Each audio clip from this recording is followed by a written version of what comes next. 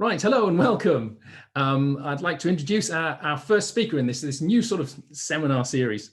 Lara Alcock is a reader in maths education at Loughborough University. She's head of the Mathematics Education Centre there, author of, no, you're not anymore. She's not anymore. I stepped down in the summer. Okay, stepped down in the summer. Okay, she was the head of the Mathematics Education Centre in Loughborough, author of many books and articles, National Teaching Fellow, received prizes of the Annie and John Selden Prize for research in undergraduate mathematics education, and that's from the Mathematical Association of America. And she also, in 2021, was awarded the inaugural John Blake University Teaching Medal. So she's going to talk to us today about investigating and improving proof comprehension.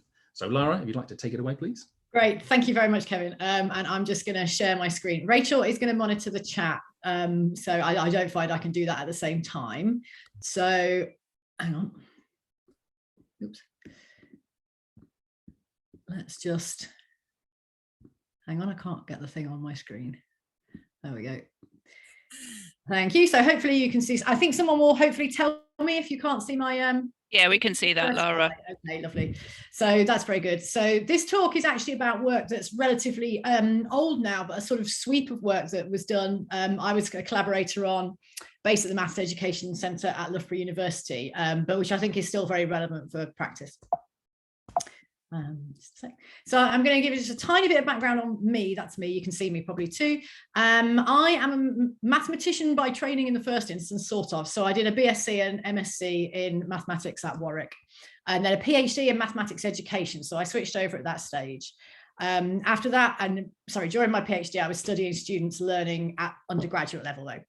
So I then spent 4 years at Rutgers in the USA in a joint appointment between maths and education, 2 years at Essex as a teaching fellow in maths, and 14 years and counting in the Maths Education Centre here at Loughborough University. My research has always been primarily in undergraduate mathematics education, although I have done work with experts as well. And my teaching has usually involved a small element of teaching education modules, but primarily I've always been a teacher of undergraduate mathematics. So I share that with many of you, I'm sure. I also am going to do a tiny bit of advertising. This is an invitation. So this year, one of the things I'm aiming to do under the auspices of our new Centre for Mathematical Cognition is to develop a flexible, portable, research-based undergraduate module in mathematics education. The idea is that a mathematician who's interested in maths education and would like to teach such things, but is not an expert, could pick this up and use it with relatively little input. So the content will include reading and writing skills for undergraduates who are not used to writing about things other than mathematics, with sort of weekly modular content, some on research from cognitive psychology on effective learning, and some on research from mathematics education on conceptual understanding, reasoning, and so on. The whole thing would be intended as a sort of full module with like a menu of options within it that might be of particular interest to prospective teachers. But it could also, parts of it could also be used as sort of half modules for study skills modules, or perhaps for applied statistics, where it might be nice to have some of the applications used in education studies and so on. I would like to develop this with mathematicians who might want to use it at their own institutions, where working with that might involve just simply having a go at some of the materials with me, or might involve more than that. If you are interested, I'll put this slide up again at the end. If you're interested, please contact me. That's my email address there, although I'm really easy to find because I've got an unusual name. So if you think you might be interested in that, even if only speculatively, please do get in touch. Good. So now for an overview of my talk. So undergraduates and proof. So undergraduate mathematics students see a lot of proofs. How much do they learn from them, we might ask? Perhaps not as much as we might like, and research certainly shows us that that tends to be the case. So do the exams we all mark. This talk is about our use at Loughborough of psychological research methods to generate and analyze empirical evidence on this issue, where I'm going to talk about 3 stages of the work that we did. First of all, designing and testing learning resources, which we called e-proofs. Second, a study using eye movement analyses of expert and novice reading. And third, self-explanation training as a student-focused intervention to improve students' reading and how they learn from written proofs. I should say I'm talking about proofs, but I believe that most of this would apply to mathematics of any type.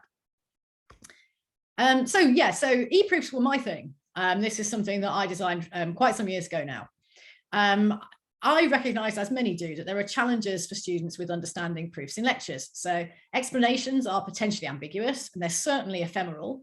That's less true these days. Now we're all recording everything, but in a standard lecture setting, that's certainly true. Gestures indicating the focus of attention are often imprecise. So I would stand, certainly when people wrote on boards, they always were, but often we're pointing at things on a screen. It's not quite clear students are looking at what we expect them to be looking at. And explanations that we all give spontaneously when we're trying to improve how students understand something that's written down are often not recorded in notes, in students' notes or in our notes. Again, these things change a little depending on how people choose to present their work, and they can be variable, but these sorts of things are an issue for lots of students learning from lectures. So I sought to remedy this with this e-proofs idea that I had. So what these e-proofs did was they were sort of resources that you looked at on a screen before everyone was using screens for everything else. They showed a theorem. These were all in analysis because that's what I was teaching at the time, a theorem with a full proof. But then there were 8 to 10 screens, each of which had some areas of the proof kind of grayed out, so it didn't show so much, and had boxes and replay and arrows and replayable verbal explanation. So they physically looked like this. So you can see that there is a theorem and a proof, and there are some boxes and arrows. And on the right-hand side, you can see the verbal explanation, which I gave, and a student could click a number and listen to the explanation, and those arrows would appear. I'll just let you read that.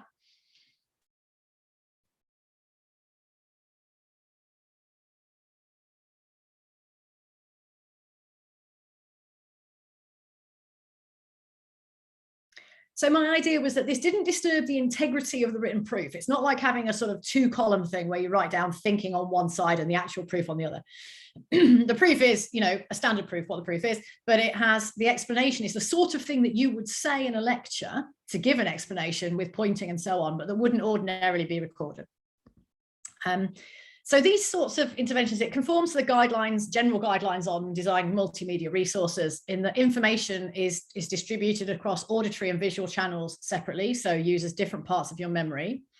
It allows time between bite-sized segments, so students could replay segments, they could click backwards and forwards to listen to different ones. It provides cues to reduce the processing of extraneous material so that you can see exactly where you're supposed to be looking while you're following this explanation. And there's simultaneous audio and visual, so the idea is that reduces memory strain. And students like them, so here's a couple of the sorts of comments that we got on these kinds of resources.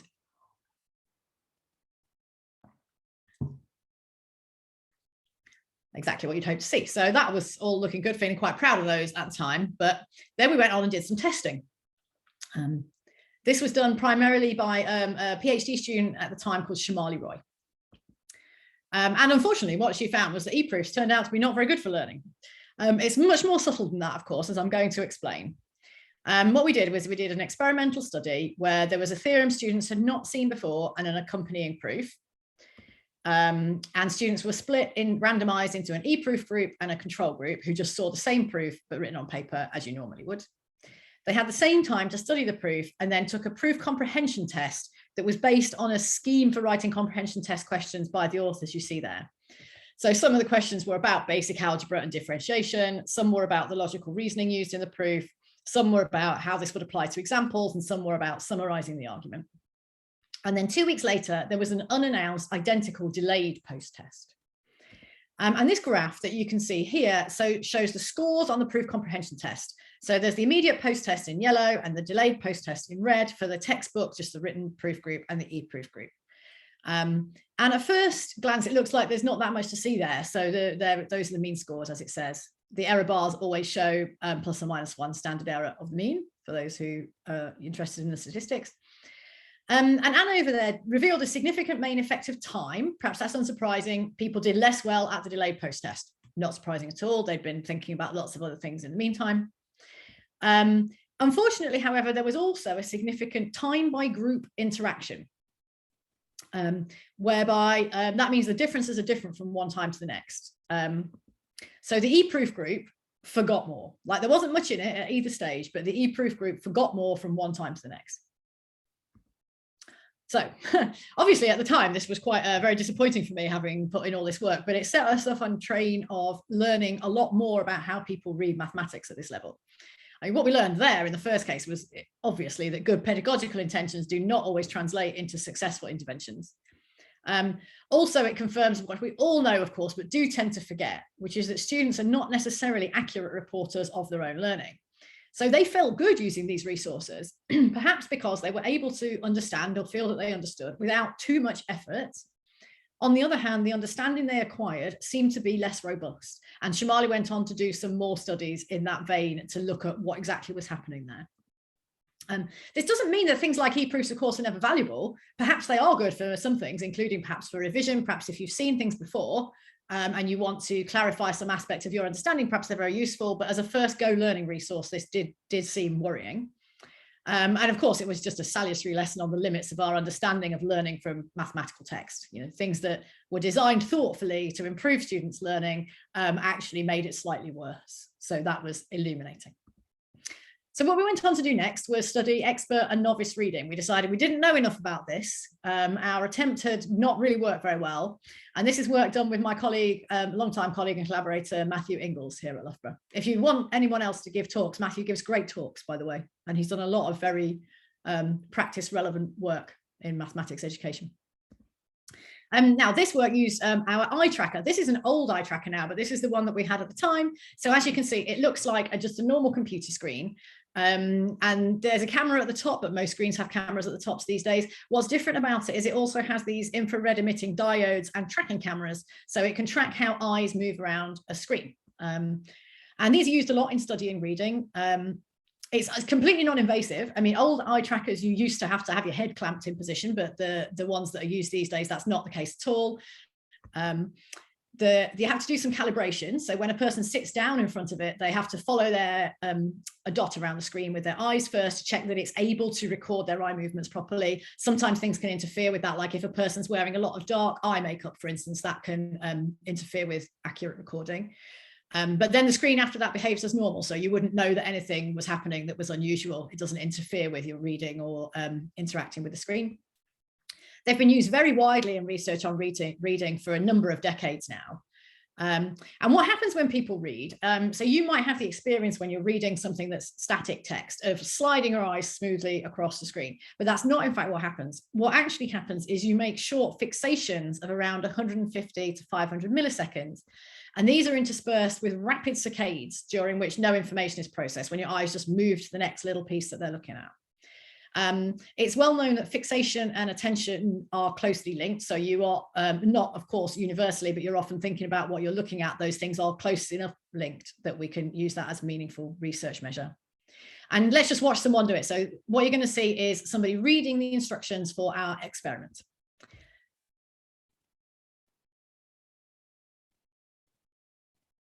Fairly obviously, the dots are the fixations and the lines represent the saccades. And you can see that this person basically reads, as you would expect, top to bottom, left to right, the occasional backward move to presumably check something.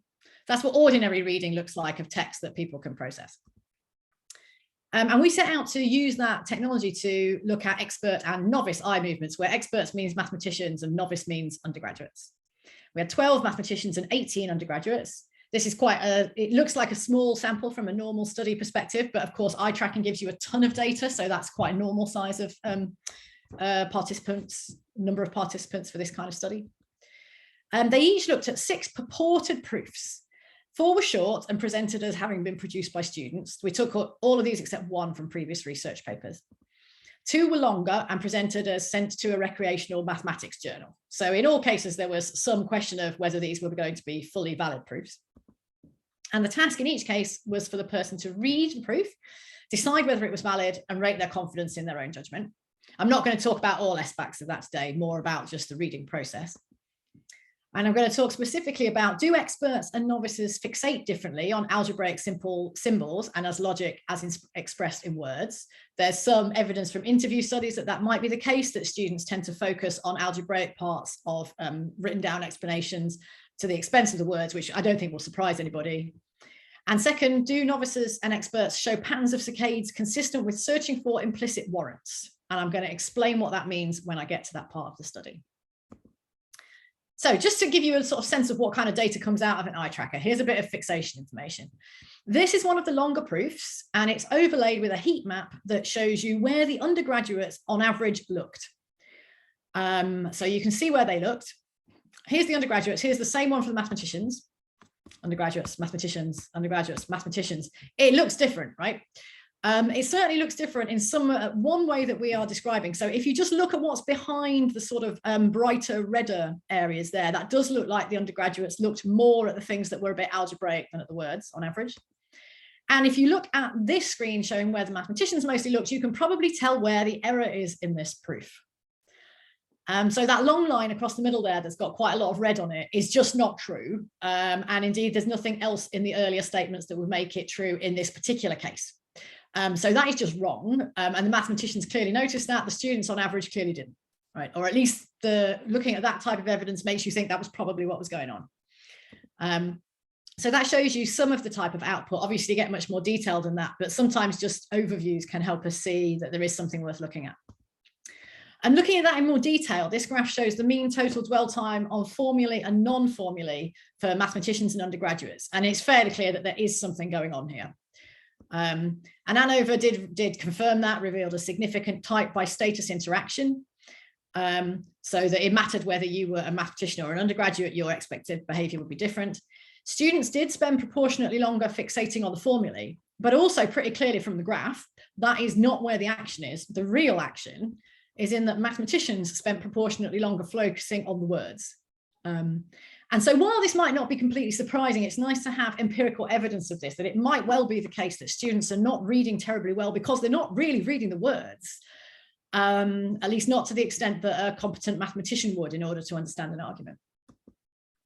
Looking at the patterns of saccades, a 5-minute read could easily contain 1,000 fixations. So global comparisons of what people are doing when they're reading is on the whole quite impractical. And we set out to look instead more systematically by considering a proof as a sequence of deductions. You'll have seen that we did spread out each line of a proof onto a separate line to sort of facilitate looking at that. So if we think of a proof as a sequence of deductions, obviously sometimes structures are more complicated than that, but at a first approximation, usually there'll be a warrant for deducing a new line from what has gone before.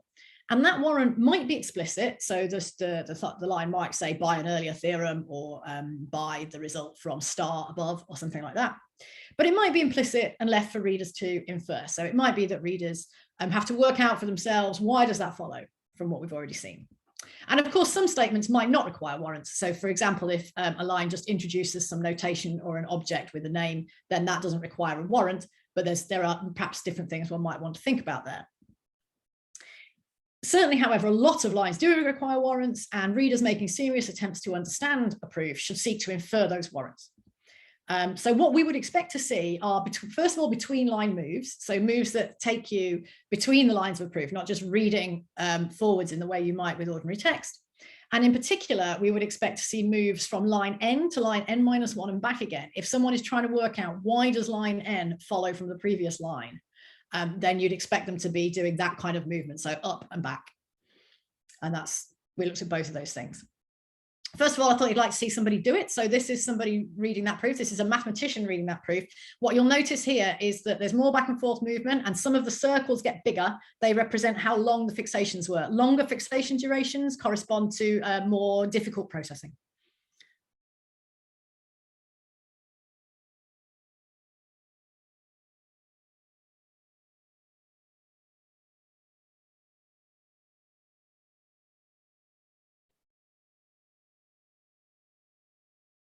So you can see this is completely different from ordinary reading. Longer fixations, much, much, much more back and forth reading.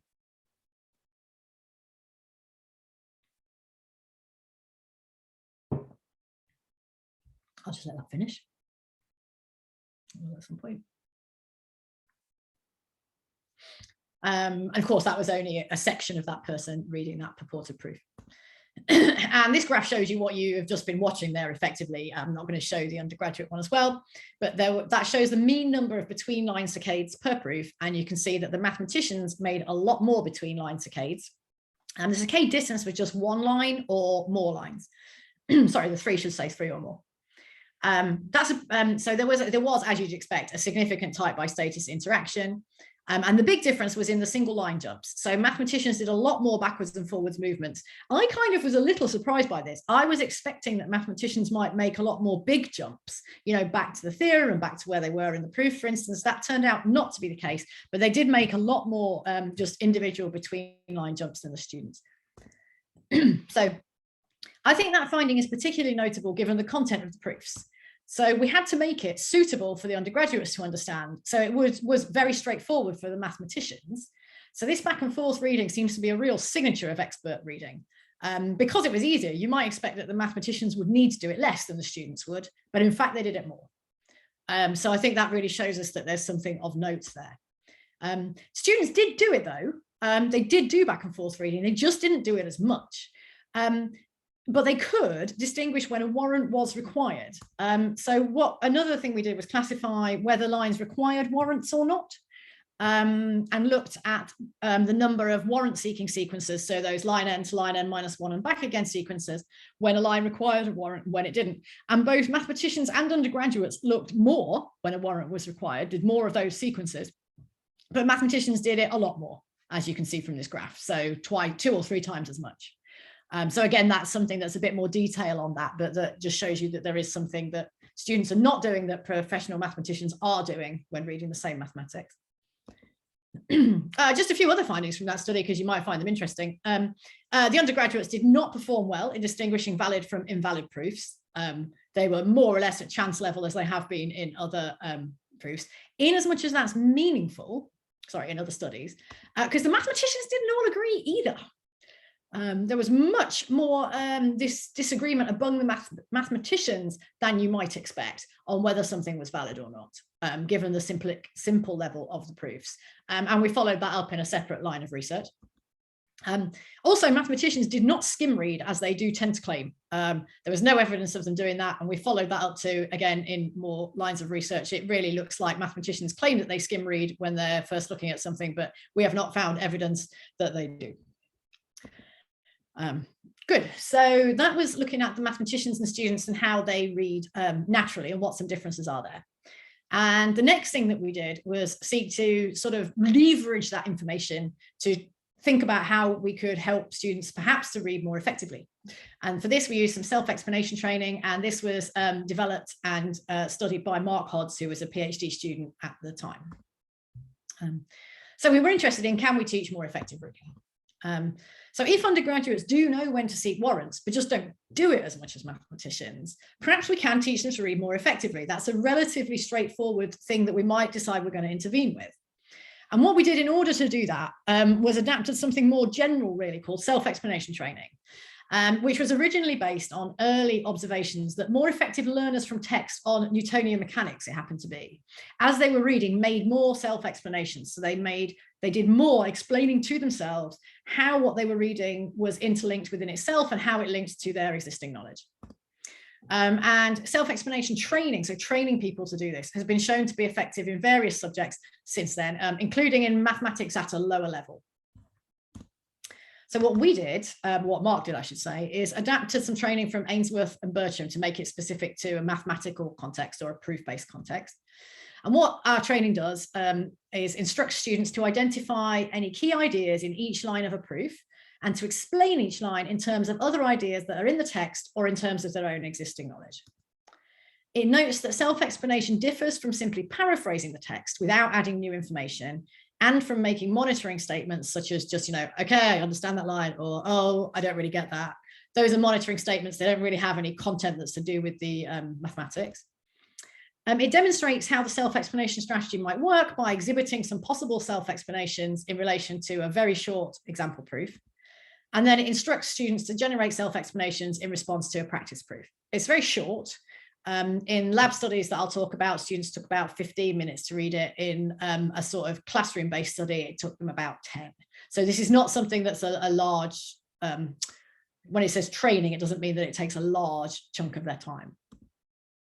So Mark began with a lab study, not an eye tracking study, just an ordinary lab study. He recruited 76 undergraduate participants, and they were randomized into self-explanation and control groups, where this was the design of the study. So people were randomized into groups. Half of them got the self-explanation training. The other half, so that they were in the room doing something for the same amount of time, did a control activity, doing some reading about the history of mathematics. They then read a proof, and then they were instructed to explain that proof out loud, line by line. They were both asked to do the explanations. It's just that the only difference was that the self-explanation training group were told to use the training they just had to do their explanations. And then they did a comprehension test designed similarly to before. And so there's actually two outputs from this. There's one is just the explanations themselves. So what did students say? What was the explanation quality like? And the other is, of course, their test score. So this is a rather complicated graph. This is the types of explanations that students gave as classified by mark. And this, again, was based on previous research, but adapted to mathematics. So inferring warrants is what I've just been explaining. Noticing coherence is noticing how a proof fits together sort of in its larger structure. Goal-driven explanations are those where you're sort of explaining why would the proof do this? You know, what's the aim here? The no comment and false should be obvious. Paraphrasing is, I think, fairly obvious. And then you can see negative and positive monitoring down the bottom. You can also see that the lengths of the bars vary quite a bit from the top to the bottom. So basically what's above that line is good. These are higher quality explanations. And the differences are really obvious from the graph there. You don't really need the statistics to believe that. There were about twice as many high quality explanations on average given by the students in the self-explanation group. So that's encouraging. So students might not always give high quality explanations, but with fairly minimal training, they can give better ones more consistently. So that was the first outcome measure. The second outcome measure, of course, is just a test, and this was scored 0 to 28. And you can see, again, the self-explanation groups did better. They're split by year group there, because obviously we thought there might be some difference, as in you'd expect people with more experience to do better in this task. And they did a bit, but not very much. So that's the mean scores. And this time we conducted a 3x2 ANOVA. So the year and condition were possible variables, as well as time as a covariate, because we were not interested in, does self-explanation training just make you read for longer? I mean, if it does, that's not bad, right? But we're more interested in, do you learn more per minute? You could think of it as. And the answer is that yes, you do. There was a main effective condition. So the self-explanation group did better. There was also a main effective year. So the students in year 3 did outperform those in other years, as might be expected. Although, as you can see from the graph, it's not overwhelming. But the differences between the groups in terms of how the self-explanation training worked were significant. Yes, and there was no significant year by condition interaction. So it did work across all 3 year groups. It's not the case necessarily that students, by the time they're in the 3rd year, have just learned to do this spontaneously anyway, it seems. Good, so that was the scores on those tests. To then look at the mechanism, what Mark did next was conduct an eye movement study. So again, building on what we had done before. This time he had 32 undergraduate participants. We used the data from 28. As I said, it's quite possible for people to have, for recording to just not work as well as you would want to, so that you lose too much data. I once had a student come in to do an eye tracking study with me, and it looked like she only had one eye, like the computer could only see one of her eyes. And it turned out she had a fringe that went across half of her face, and we had to go and find a hair clip before she could participate in the study. So occasionally things like that happen, or there's just, for some reason, the recording isn't quite that good. Now, this is the structure of this study, which is more complicated, as you can see. So people were randomized into 4 groups, and you can see that the top 2 groups were self-explanation groups and the bottom 2 groups were control groups. So again, they did the history reading. And you can see that everybody read a proof and did a comprehension test before any kind of training or other activity, and then read a proof and did that again. Now, the reason for that is that individual differences in eye movements can be quite large anyway. So my typical eye movement patterns will differ from yours. And we're not interested in just the sort of outcome measures, because they might vary by person anyway. We were interested in any changes that this made from the beginning to the end. So we were interested in a sort of pre-measure and a post-measure of people's reading behaviours. And then, of course, because people were reading a proof before and a proof after, it might be that the proofs themselves changed people's reading behaviour. So people were, the design was counterbalanced, so that we had 2 proofs, and people were split so that they did, some did one before and proof 1 before and proof 2 after, and the others did it the other way around. So that was in case the proofs prompted different behaviour. And this is a very convincing graph. This is a graph of the total number of between line transitions. So this is how much did people move their attention around. What it shows is the mean numbers of between line saccades, not the warrant seeking moves necessarily, just saccades altogether for the proof read second. So some people read proof 1 second and some people read proof 2 second. And you can see the obvious things there. We conducted an ANOVA with 2 between subjects factors. So which condition were they in, self-explanation or not, and which proof did they read second, proof 1 or proof 2. And this time 2 covariates. First of all, the number of between line saccades made during the first reading attempt. So this is to account for their earlier behaviour. So we're looking at changes in behaviour, not absolute behaviour, although of course absolute behaviour is what's represented on the graph. And then overall duration of the second proofreading attempt, because as I say, we're not really interested in just did they read for longer, we're interested in did they learn more per minute, if that's how you want to think of it. And unsurprisingly, there was a significant effect of condition and a significant effect of proof order. So it mattered that we did do that counterbalancing. And no significant interaction between condition and proof order. So it didn't matter which one you read second. So yeah, what you see in there, of course, is that if you had done self-explanation, you tended to make many more between line transitions on the proof you read second. And it did matter which proof you read second. So proof 2, it happened to be, we didn't choose this deliberately, so this is a sort of coincidence, but proof 2 happened to be a proof by cases. So it was sort of split into cases. And so everyone tended to move their attention around more on proof 2 than proof 1. That's what that showed. Good. So these were both lab studies, one of them literally in an eye movement lab and one of them a lab study in the sense that people came in for it specially. But we wanted to look at how this would work in an actual classroom too. So our classroom study was run by Mark with 107 calculus students. It took place in an ordinary lecture in an ordinary lecture theatre. Students were split into self-explanation and control groups just randomly by their student number, by whether it ended in an odd or even digit. The control group had a reading to do instead of the training. This time the reading was on general time management for undergraduate students. And everybody then read the proof and did the comprehension test. There was then a 20-day delay to see if this stuck. And then they all read a second proof and did a comprehension test and then did the other activity, the other reading, the self-explanation or the time management that they hadn't done before. So that meant that everybody did see everything in terms of those teaching things. And this time, of course, the graph just doesn't look quite so exciting because real world things never do. Nevertheless, the same results were borne out. This was a short comprehension test out of 10. You can see that the self-explanation groups did a bit better. These are the mean scores at post-test and delayed post-test. And ANOVA with 1 within subjects factor, so which time was it? And 1 between subjects factor, which condition were they in? Revealed the main effect of condition. So although it doesn't look so big and glamorous, there were more people and that is a significant effect there.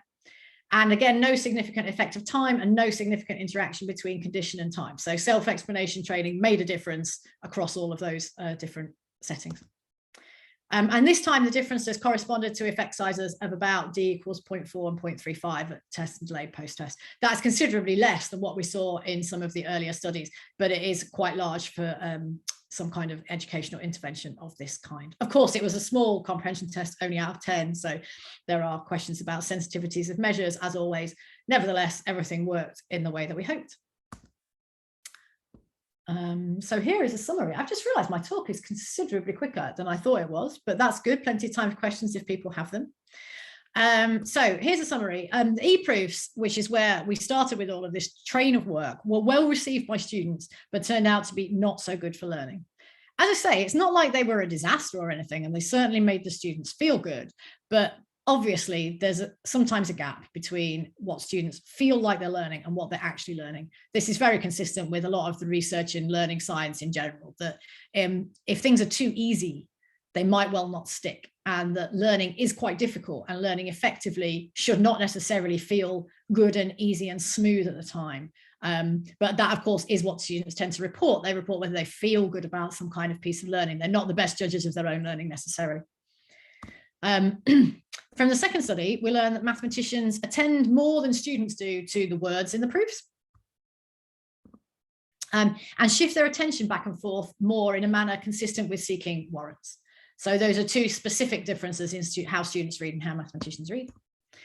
And we learned from the third study that self-explanation training leads students to give better quality explanations, so actually better verbal explanations, to higher scores on proof comprehension tests designed according to the scheme that researchers have developed, and generally leads to reading behaviour that is more like that of mathematicians. So we didn't say you need to move your eyes around more in order to look at this proof properly, but that is the effect that the self-explanation training had, is that students' actual measurable reading behaviours became more like those of professional mathematicians. Good. So just a few words by way of discussion. I really like talking about these results because they're positive. A lot of research in mathematics education is quite woeful. You know, it's about things that students can't do, misconceptions they have, difficulties they have with making the transition to formal proof, reasoning that they're not very good at, that sort of thing. So talking about something like this is actually a very positive set of results because they're about what students can do. Also, they're positive in the sense of where e-proofs required a lot of staff time. I mean, making those things was really a lot of work. I think it would be easier now. We're all more used to using systems that make these things a bit easier, but producing something that you really want to be a reusable resource is a very time-consuming activity. But where they required a lot of staff time, self-explanation training is short, it's generic, and it's focused not on particular things you want them to learn, but on developing general skills. And I've come to be of the views that that's the real strength of resources designed to help for learning. So obviously it's not a silver bullet, right? I mean, this training didn't make everybody understand everything perfectly. There's no way it could, because it acts primarily on what people already know, right? So making links to what you already know and being able to use your reasoning skills. If those are not quite as good as they could be, obviously you're not going to end up with perfect understanding. But I think we should capitalize on what students can do. And if it turns out that a relatively short intervention can lead people to just sort of exercise their existing knowledge better, then I think that's a very positive step. Good. So this is the end of my talk, but I'm just going to give a quick reminder about this invitation if you are interested in, maybe especially if you yourself are interested in persuading your department that you would like to run a course in mathematics education, perhaps because you'd like to learn more about it yourself, or in particular because you have students who might benefit from that. Then please do get in touch with me. I'm not quite clear how this is going to proceed at the moment because it depends on what people's availability is and how they might want to engage. So I can be somewhat flexible about that. So it would be great to hear from you if you are interested. You can email me at that address. Now these are the research papers I've been talking about. You can tell which is which. The first one's the expert novice one. The second one is the self-explanation training one. The third one I'd recommend starting there is just an article in the notices of the LMS. And this talk is basically a talk of that article, but of course that has more references in it to more of the other work as well. These are some people who funded that work through various different schemes. These are my books. And with that, I will say thank you. And I guess I will stop sharing my screen so that I can see anyone who might have questions. Thank you very much.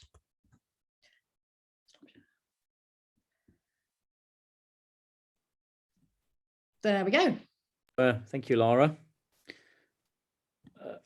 Just clicking away there. I think that was a fantastic, well, as always, a fantastic talk, and plenty of time for questions, so expertly paced. I think while kind of people are sort of thinking of questions, do feel free to pop hands up if you want to kind of come in and ask your question in person, or you're welcome to type it in the chat and either Rachel or I will kind of feed that back. But Ava had a very early question about the module that you're trying to kind of develop around maths education and whether it's going to be applicable to maths study skills support. I just wonder if you wanted to say anything kind of quickly, a bit more about your thinking or vision or idea. Yeah, okay. So interesting. No, I have it in my mind as a sort of an undergraduate module in the same way that you would have a content-based module on anything else. If it's for use in math study skills support, you mean like in a sort of mathematics support center, Ava? Something like that. Yeah, I think that's what she meant. Yeah. Yeah, okay. In that case, if that's gonna, I would think that it would probably be more useful as a training for the people who do the teaching in that setting. So if any people from that sort of setting were interested in participating in some development of that and in learning more about the research through that route as well, that would be, yeah, that would be great. So it's not perhaps quite the answer that you wanted. It's supposed to be, I mean, envisaging it as a sort of set of sort of seminar meetings that a person could run as an undergraduate course. But of course, the content of it might well be useful to people in math study skills, perhaps more as training for them if they were interested. So certainly do get in touch if you think that might be useful.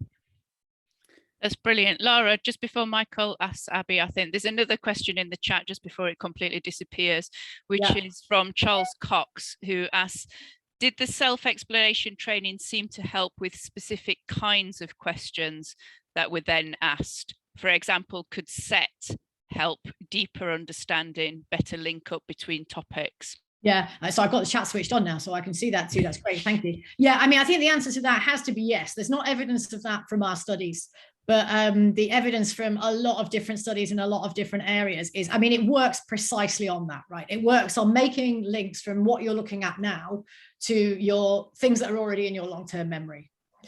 And it works on encouraging you to do that in such a way that you are necessarily going to end up with better linked knowledge, which means that you are going to be better able to retrieve things that you know, better able to interpret new things that you learn. Not in a straightforward, it doesn't make it easy, right? But yes, I certainly think it would help with that. I don't know, we've not done further studies on that specifically. I think that would be quite hard to set up an empirical study on that. You'd have to really think about how you were going to measure that, because that would be complex, right? But yeah, but my answer is yes, I'm very confident it will do that if applied sort of systematically across a long period of time and a lot of topics. I'm going to bring Abby in. So Abby, if you want to ask your question in person. Yeah, I hope you can hear me. Yes, I can, yeah. Well, I think I'm really intrigued to hear about the mathematicians reading differently and jumping around the text. I was just so interested in, I couldn't help wondering, you know, do you think that mathematicians have become mathematicians partly because they're naturally good at doing that, or have they learned to do that during their maths training? Yeah, okay. Again, I can't give you evidence specifically on this, except maybe a little bit from the where we split the people into first, second, and third years, and the training made a difference to all of them. My feeling is that, yeah, some people are just naturally do this, right? So my experience when I've shown what the training actually looks like to mathematicians is that they're amazed at how simple it is, because basically to a mathematician, all it says is, look, just read properly. You know, this is how a mathematician would read anyway. Right now, I presume people do get better at that because they'll get more experienced at reading this type of material. So it's not like I'm saying people don't improve, but my guess is that people who do well in a maths degree probably come through the door already more inclined to do that, and more determined to do that for whatever reason, from just something about the way they read generally, from other experiences they've had. Perhaps they've been encouraged to read more carefully and to explain themselves better and to look for explanations. There's all sorts of ways in which that might vary.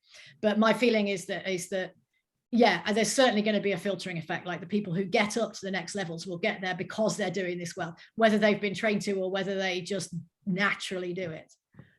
But I think that the fact that it is quite natural for people who are good at these things, sometimes it's one of those things, if something's very natural for you, you don't think of it as something you need to teach, because you don't think of it as a thing at all. You sort of assume that that's what people are doing anyway. And if they're not, and if they can be taught to do it better, then I think that's a positive thing to think about. I can see a hand, and I can see something in the chat as well. Yeah, there's a question from John Mayer in the chat that says, did you observe any discrepancy between early and later year undergraduate students in your studies regarding proof comprehension? So the answer is the only evidence was the graph that I showed you about that. So yeah, students did slightly better in their third year, but these were on topics that they, you know, will have been slightly more familiar with, presumably, or they won't, although they won't have studied them for quite some time, perhaps. So yeah, third years was slightly better, but not overwhelmingly so. Do you know what I mean? It wasn't the case that they got really high scores and the first years got really low scores. Which I think is what you would expect, right? So any particular proof or argument is going to not be trivial. And you're going to have to think about the logic of it. So you wouldn't expect people to get to a point of perfection, and you wouldn't expect them to be completely useless when they walk in the door. If they've got A-level maths, you'd expect them to be able to make some, or the equivalent. You'd expect them to be able to use that to some extent. So yes, there were some differences, but not in a sort of very major way. Simon, do you want to? Hi, thanks. Yeah, just following on from those last two questions, really. Did you look at, so the undergraduates, did you compare how well they're currently doing in the course, like what their sort of marks were, and whether they were showing the sort of traits you saw from the mathematicians? I mean, yeah, are students who are doing well already doing these things? Yeah, not in this, no, we didn't look at that in this sequence of studies. I mean, of course, one could set that up, right? But because if you want to really look at it in terms of like eye tracking or something, that's a bit hard to do at scale. Because you really want to do it at scale for those kinds of things. And I personally wouldn't trust self-report for something like this. If you just ask students, are you reading carefully to look for the logical links within the proofs? I'm sure they'd all say yes, right? But there might be some quite big differences in what they mean by that. So I don't have any direct evidence of that, but it would be hard to do that. I'm just thinking there was another study that, well, that's a different kind of study. I mean, we have done studies linking sort of reasoning, abstract reasoning skills to performance on standard exams, and they go in the direction you would expect, right? So people who come in with better logical reasoning skills or start a course with better logical reasoning skills do better than you would expect on exams. So the skills that you would expect to do help you for a maths degree do seem to help you. But it's not immediately obvious. It would be interesting to look at that, though. That's a perfectly sensible question. Thanks. We'll bring Tom in with another perfectly sensible question. Hi, Tom. I can't promise that. I just wondered, just going back to the self-explanation training, I was wondering if you could give some advice on how to deliver that effectively, and just reflecting on what you said about your experience of using e-proofs and how, you know, a perfectly well thought through bit of training or teaching can then not translate well later on. So I wonder what's the best way to give self-explanation training? Oh, now I never answer questions in the form, what's the best way to do something? Because I distrust anybody who claims they know that. I think there's often a whole bunch of very sensible ways to deliver something that may or may not be comparable. So I've only ever done it by giving it to people to read. In a class in an analysis class, there's some reading every week. 1 week the reading is self-explanation training. What you said about whether it actually helps them in the long term, that's partly what we were looking at with this slightly longer delay, but I haven't looked at it in a systematic way. I would expect it to work like a lot of things do, like perhaps we've not done enough there, that perhaps you need regular reminders to be doing this. Although I guess in my own lectures, I kind of do that anyway, right? Because there's a lot of pauses where I get students to explain something to the person next to you. So I think that there's a very, you know, there are questions about, is self-explanation training something you can read and just do yourself? Does it become more effective if you have to read and explain to another person? I've seen studies done in other areas with younger kids about that kind of thing, but my feeling is that I don't have a confident answer on that. And I'd be surprised if there weren't so much noise that it was hard to tell. I'm reminding myself of a conversation I did. I don't know if you come across Mr. Barton's podcast. Yep. Craig Barton, who does the work with school level mathematics. So I did a thing with him and I talked about all these studies there in self-explanation training. He kept trying to push me on, did I think it was better to get students to self-explain for themselves first and then talk to somebody else, or do it the other way around or whatever? And basically my answer was, I don't know. You know, those are empirical questions. And indeed, I think it may well come out that it doesn't make much difference. You probably get slightly better advantages in some cases for some types of questions and perhaps not. And it probably depends on a lot of things. So once you start really getting into the detail of these things, I think it's important for students to have opportunities. I think if a lecturer thinks something is an important activity, they should give lecture time to it. Because otherwise students will assume at least some students will assume it's not important and then won't do it in their own time. Yeah, so because I think being able to give explanations is an important thing, I get them to do it in lectures during that time. I think the follow-up's really important, because I could just imagine somebody saying, well, let's just do the training in week 1 of year 1, and then that's it, we've done it. That means it's all done now. So I think the ongoing is important. Yeah, and I didn't follow it up explicitly, but I think that's implicit in a lot of what I do. Yeah.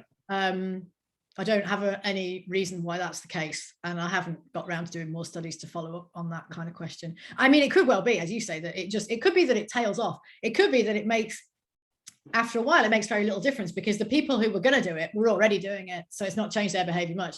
And the people who were not already doing it haven't really embedded it, so it drops off for them. Yeah. So yeah, I think there's probably quite a big issue there, but it's not one I've tackled directly. Okay, thank you very much. You're welcome. There's another question from Eva as well in the chat, which is, do you think self-explanation training has some value for postgraduate students? I'm going to give my friend Matthew a standard answer to this, which is, that's an empirical question. Right, that's, do I think it does? Maybe. It depends which students you're talking about. I suspect that the people who are far up in a PhD, I hope a lot of them are already doing that anyway. There's probably so much filtering by that point that you would get that. But people who are doing a master's, especially if they are doing a master's, you know, they're not necessarily committed to becoming a mathematician, but they want the extra qualification. Maybe, I imagine so. I imagine that there would be a place for that there, a place for reflecting on how well you're doing your studies, and that this could well be part of that. But really, basically, that's a question to be asked, isn't it? I don't know if it would change the behaviour of a typical PhD student very much. Maybe it would, maybe it wouldn't. So I'm not gonna answer that. So I think we'll bring Anthony in for the final question, which hopefully Lara will answer. Anthony? I don't mean to be like obstructive, simply that I don't wish to sound like I know things that I don't know. Thanks, Michael, and thanks, Lara, for an excellent talk. It was great to see your research coming together in one talk. So well done to Rachel and Michael and Kevin for doing that. You may not want to answer this either, Lara, but I'm just wondering, how do you manage the conflict, going back to maybe your eProof study, where as a lecturer, you've delivered this course in analysis and the students love the eProofs and they're asking for more eProofs, or maybe they're asking for more of a certain resource. But with your researcher hat on, you know that this is not exactly the best thing for them learning this concept for the first time, maybe. And how do you manage that? Like, students want more of it because they feel good about it when they're learning it, but not necessarily it's impacting on their learning. Oh, I believe in integrity in such situations. I would tell them and explain what my evidence is. I think that's important. I think that people are too keen. I've certainly been in situations where people are too keen to give students what students think they want. And I think that's not our responsibility. I think that indeed it's the opposite of our responsibility. Our responsibility as educational institutions is to educate students about what they need in order to learn effectively, not to just give them what they think they want. And so I think that's a very important question. And I think that if that came up, I mean, it didn't really, because, you know, you go on to the next iteration of the course and you just use them in a different way, right? But yeah, I think that for anything like that, I would just be upfront with the students and I would say, explain this, you know, some people think that this helps. It seems to in certain circumstances, if it does. However, it looks like this is not an effective thing to use in this way. So I advise you against it. And if at all possible, I would show them some graphs and point out some evidence and say, you know, this is what the research says on this point. So this is my recommendation. Yeah. If they choose not to follow it, that's fair enough. They're adults, right? I don't have high expectations of people being able to take in the advice, because we're all bad at acting on advice, right? Very often we all know what we should be doing, but we just don't have the nous or the wherewithal to do it on a particular day. So I'm never expecting perfection, but I would certainly be honest. Perfect. Thanks, Lara. Thanks. Thanks, Anthony, and well done on getting the corporate banner there into the background. Nicely done. I think on that one, possibly just a few sort of closing comments. We've come to the end of the hour, and I think that was brilliant, Lara, in terms of the presentation, but also the responses to the questions as well. I'm sure you'd welcome anyone who wants to kind of find out a bit more, or you know, getting in touch with you, particularly in relation to the module. But I think if we can all give Lara a full round of applause there for such a great opening talk of this new Talmud. Oh, you're most welcome. It's an honour to be asked. Thank you very much. No, and it really was fantastic. Thank you.